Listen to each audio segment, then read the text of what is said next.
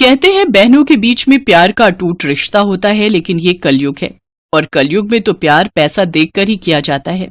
ऐसे ही एक गांव में एक गरीब किसान के घर 3 बेटियां पैदा हुई थी। किसान ने तीनों का नाम रितु, राखी और रीना रखा था। लेकिन तीनों बेटियां जब 18 साल की हो गईं, तब वो किसान और उसकी पत्नी एक एक्सीडेंट में मारे गए। तीनों बेटियां अनाथ हो गईं। अब इस दुनिया में हमारा कोई नहीं है। पिताजी हमारे लिए कितनी मेहनत करते थे, अब हमें कौन खाना खिलाएगा, हम क्या करें। तीनों एक दूसरे को पकड़कर रोने लगे।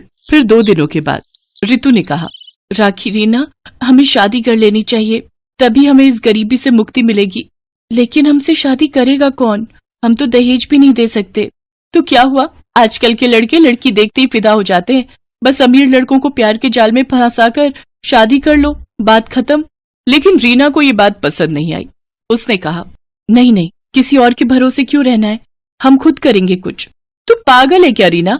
कुछ करने में सालों लग जाएंगे, शादी करने से सब कुछ बना बनाया मिल जाएगा। लेकिन रीना इस बात को मानने के लिए तैयार नहीं थी। रितु और राखी अपने लिए लड़के ढूंढने लगे और रीना कॉलेज की पढ़ाई खत्म करने में लग गई। रितु और राखी ने कॉलेज छोड़ दिया।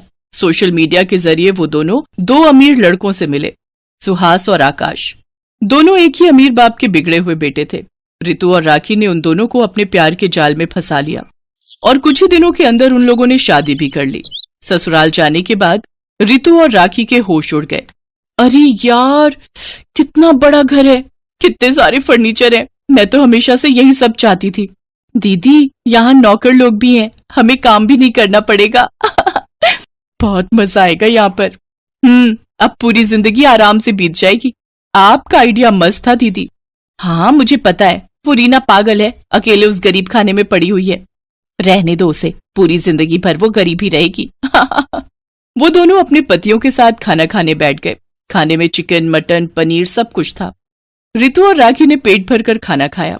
उधर गरीब झोपड़ी में रीना चावल में पानी मिलाकर खा रही थी। घर में वो बिल्कुल अकेली थी। उसकी आंखों से आंसू टपक रहे थे। आज पहली बार मैं इस घर में अकेली हूँ। पता नहीं वो दोनों अभी क्या कर रहे होंगे। हे भगवान, वो दोनों बस खुश रहे। खाना खाने के बाद वो पढ़ाई करने बैठ गई। अगले दिन वो कॉलेज गई। प्रिंसिपल ने उससे कहा, रीना, तुमने 2 महीने से कॉलेज की फीस नहीं भरी, कब भरोगे पैसे? माफ कर दीजिए सर, मेरे माता पिता का देहांत हो चुका है, इसीलिए नहीं भर पाई। ये सब बोलकर कोई फायदा नहीं होगा। फीस भरो, नहीं तो निकल जाओ इस कॉलेज से। प्रिंसिपल ने रीना को धक्के मारकर कॉलेज से निकाल दिया। रीना को बहुत दुख हुआ। हे भगवान, मैं तो पढ़ाई करके अपना करियर बनाना चाहती थी। क्या इस दुनिया में पैसा ही सब कुछ है? रीना काम ढूंढने लगी, लेकिन किसी ने उसे काम नहीं दिया। अगले दिन सुबह रीना जब घर का काम कर रही थी, तब उसके घर के बाहर एक गाड़ी आकर रुकी। गाड़ी में से रितु और राखी बाहर आई। अरे दीदी, आओ आओ, मुझे लगा कि आप लोग इस घर में कभी नहीं आओगे। नहीं नहीं, हमें तो आना ही था, हमें देखना था कि तू किस हालत में है। हाँ हाँ, तूने हमारी बात नहीं मानी। हम देख कितनी बड़ी गाड़ी में घूम रहे हैं। अच्छी बात है दीदी, लेकिन मुझे खुद से कुछ करना है, पति के पैसों से ऐश नहीं करनी है। तू खुद कुछ नहीं कर पाएगी। वैसे कॉलेज नहीं गई आज? वो कॉलेज की फीस नहीं दे पाई ना, इसीलिए कॉलेज से मुझे निकाल दिया। यही होना था। अब कर ले तुझे जो करना है, हम तो पति के पैसों पर ही ऐश करेंगे। वो दोनों गाड़ी में बैठकर चले गए। रीना को अपना पेट पालना था, लेकिन उसके पास ज्यादा पैसे नहीं थे। रीना के पास जितने भी पैसे थे, उन पैसों से रीना ने चावल और राजमा खरीदा और बाजार में राजमा चावल बेचने लगी। राजमा चावल खा लो, राजमा चावल खा लो, स्वादिष्ट राजमा चावल। 2 महीने बीत गए। रीना राजमा चावल बेचकर अपना पेट पालने लगी और घर लौटकर पढ़ाई करती रही। एक दिन रीना शाम को घर आई और पढ़ाई करने बैठ गई। तभी बिजली चली गई। पूरे घर में अंधेरा छा गया। अरे, आसपास के घरों में तो बिजली है, यहाँ बिजली क्यों चली गई? तभी रीना को याद आया कि 2 महीने से बिजली का बिल भी नहीं भर पाई है वो। लेकिन रीना को पढ़ाई करनी थी। घर में एक मोमबत्ती तक नहीं थी। अंधेरे में पढ़ाई कैसे करूं? पढ़ाई नहीं करूंगी तो मुझे नौकरी भी नहीं मिलेगी। बहुत सोचने के बाद रीना को दुर्गा माँ की याद आई। गांव में दुर्गा माँ का एक मंदिर था। मंदिर तो छोटा सा था, लेकिन मंदिर में हमेशा एक बल्ब जलता रहता था। रीना किताबें लेकर मंदिर चली गई। दुर्गा माँ की मूर्ति के सामने बैठकर बल्ब की रोशनी में वो पढ़ाई करने लगी और पढ़ाई करते करते रीना वहीं सो गई। सुबह उसकी नींद खुली तो उसने देखा मंदिर का पुजारी वहां बैठकर पूजा कर रहे हैं। पुजारी जी, आप कब आए? थोड़ी देर पहले आया हूं बेटी। तुम सो रही थी, इसीलिए मैंने तुम्हें नहीं जगाया। लेकिन तुम यहाँ किताबें लेकर पढ़ाई क्यों कर रही हो बेटी? रीना ने उनसे सब कुछ कहा। पुजारी ने सब कुछ सुना और रीना से कहा, ठीक है बेटी, अब से तुम मंदिर में ही रहकर पढ़ सकती हो। यहां मैं तुम्हारे पढ़ने और खाने का इंतजाम कर दूंगा। तुम बस पढ़ाई करो और दुर्गा माँ को मन ही मन बुलाओ। दुर्गा माँ तुम्हें निराश नहीं करेंगी। रीना घर छोड़कर मंदिर में ही रहने लगी। उसने राजमा चावल बेचना छोड़ दिया और अपना पूरा वक्त पढ़ाई पर देने लगी। उधर उसकी दोनों बहनें ऐशो आराम से जिंदगी बिता रही थी। उन्हें किसी भी चीज की कमी नहीं थी। लेकिन एक दिन रितु के साथ सुहास का किसी बात को लेकर झगड़ा हो गया। आकाश ने सुहास से कहा, भैया, रितु और राखी के चोचले दिन ब दिन बढ़ते जा रहे हैं। वही तो देख रहा हूं, कुछ करना पड़ेगा। इन दोनों को हमारी जिंदगी से निकाल देते हैं, हमें तो कोई भी लड़की मिल जाएगी। तूने ठीक कहा आकाश, अब रितु से मन उठ गया मेरा। मुझे भी अब राखी पसंद नहीं आ रही है। रितु और राखी को आइडिया भी नहीं था कि उन लोगों के साथ क्या होने वाला है। उसी दिन रीना का इंटरव्यू था। उसने दुर्गा माँ के सामने हाथ जोड़कर कहा, हे दुर्गा माँ, मेरे पास कॉलेज की डिग्री नहीं है, बस मुझे किसी भी तरह ये नौकरी मिल जाए, फिर मैं धूमधाम से आपकी पूजा करूंगी। रीना इंटरव्यू में गई। कंपनी के मालिक ने पूछा, तुम्हारे पास तो कॉलेज की डिग्री नहीं है, तुमने कॉलेज खत्म ही नहीं किया, तुम्हें हम ये नौकरी क्यों दे भाई? सर, मैं गरीबी की वजह से कॉलेज खत्म नहीं कर पाई, लेकिन बड़ी मेहनत से पढ़ाई पूरी की है। आप मुझसे कोई भी सवाल पूछ लीजिए। कंपनी के मालिक ने प्रश्न पूछा और रीना ने सभी का सही उत्तर दिया। उसे नौकरी मिल गई। उसकी आंखों से खुशी के आंसू टपकने लगे। उसने अपने दम पर गरीबी से मुक्ति पा ली। उधर सुहास और आकाश ने दो नई लड़कियों से शादी कर ली और उन्हें घर ले आए। रितु और राखी चौंक गए। सुहास और आकाश ने उन दोनों को घर से निकाल दिया। रितु और राखी रातों रात फिर से गरीब हो गए। वो दोनों रोते हुए अपने पुराने घर में लौट आए और देखा रीना पुराना घर तोड़कर नया घर बना रही है। अरे दीदी, आप दोनों, क्या बात है? तुझे नौकरी मिल गई बहन। हाँ, तू सही कहती थी बहन, खुद के दम पर ही अमीर होना चाहिए, हम गलत थे। कोई बात नहीं दीदी, अब हम तीनों एक साथ रहेंगे। आप दोनों पढ़ाई शुरू कर दीजिए, बाकी मैं देख लूंगी। तीनों एक साथ रहने लगे। रितु और राखी पढ़ाई करने लगी और उन दोनों को भी नौकरी मिल गई। तीनों ने मिलकर बड़े धूमधाम से दुर्गा माँ की पूजा की और इस तरह तीनों बहनें अमीर हो गईं।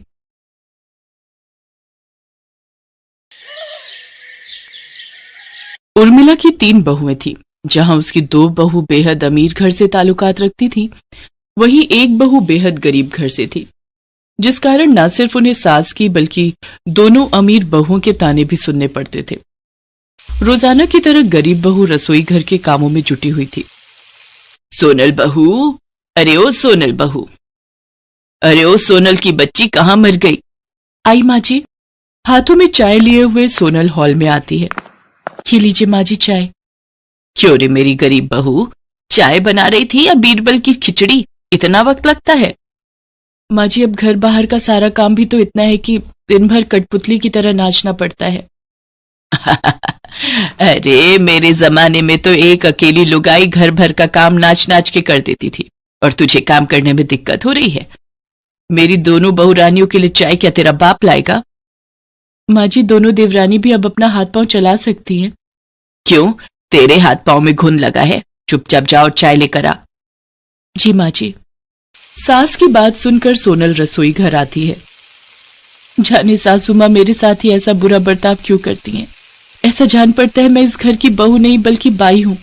आजकल के दौर में लोग उनसे भी बेरुखी से पेश नहीं आते होंगे। जाने ये 2 रिहायशी तितलियां ऐसी कौन सी पट्टी पढ़ाती है माँ जी को, जो माँ जी इनका तो गुणगान करती हैं और हमारी गरीबी की हंसी उड़ाने का एक मौका भी नहीं छोड़ती। खैर, यूं दिल ही दिल कुढ़ने से कुछ नहीं होगा, क्योंकि हम गरीबों को तो पूछने वाला कोई नहीं होता। गरीब बहू की बेबसी उसकी बातों से साफ जाहिर हो रही थी। जहां गरीब बहू की दशा नौकरानी से भी बदतर थी, वहीं 2 बहुएं छोटी होने के बावजूद सारा दिन बस हुक्म चलाती। समय के साथ सर्दियों का आगमन हो जाता है। हॉल में बैठी उर्मिला की दोनों अमीर बहुएं कहती हैं, सासू माँ, सर्दियां आ चुकी हैं। आप तो जानती हैं कि सर्दियों को लेकर मेरे कितने शौक हैं, इसलिए मैंने डैडी से कहकर चारों के लिए न्यू हीटर मंगवाए हैं, ताकि हम चारों ठंड से बच सके।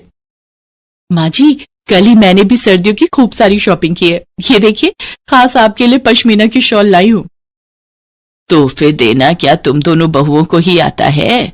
मैंने भी तुम दोनों के लिए नई रजाई बनवाई है। माँ जी, इसकी क्या जरूरत थी? अरे जरूरत कैसे ना थी, तुम्हारे कमरे की रजाई पतली हो चली है। मैं नहीं चाहती कि मेरी बहुएं रात भर ठंड से ठिठुरती रहें, इसीलिए मैंने बिना देरी करे रजाई बनवा दी। और फिर तुम्हारी सास के पास पैसों की कमी है क्या? तभी सोनल उर्मिला से कहती है, माँ जी, जब आपने देवरानी जी के लिए रजाई बनवाई है तो लगे हाथ मेरे लिए भी रजाई बनवा देती। समाचार में सुनने को आ रहा है कि इस साल रिकॉर्ड तोड़ सर्दी पड़ने वाली है। ऐसे में मैं इतने दुबले पतले कंबल से कैसे काम चलाऊंगी? क्यों रे मेरी गरीब बहू, उर्मिला के पास क्या पैसों के पेड़ लगे हैं? अभी मेरा हाथ तंग है, जब कभी पैसे होंगे तब देखा जाएगा। मगर माँ जी, कुछ देर पहले तो आप कह रही थी कि आपके पास पैसा ही पैसा है। उर्मिला का गुस्सा देखकर दोनों अमीर बहुएं मौके का फायदा उठाते हुए फूट डालना शुरू कर देती हैं। इसका मतलब हमारी ये गरीब जेठानी आंखें गड़ाए बैठी रहती हैं। बात बात पर हमसे बराबरी करना जरूरी है क्या जेठानी जी? उर्वशी, तुम कोई सेलिब्रिटी नहीं हो जो मैं तुम्हारी कोई देखा देखी करूंगी। देख लीजिए माँ जी, हमारी ये गरीब जेठानी जी कहाँ का गुस्सा कहाँ उतार रही हैं। एकदम खरा बोल रही है तान्या बहू तू। चौका बर्तन करने में मेरी गरीब बहू के हाथ जवाब दे जाते हैं, मगर बोलते वक्त जबान गज भर की हो जाती है।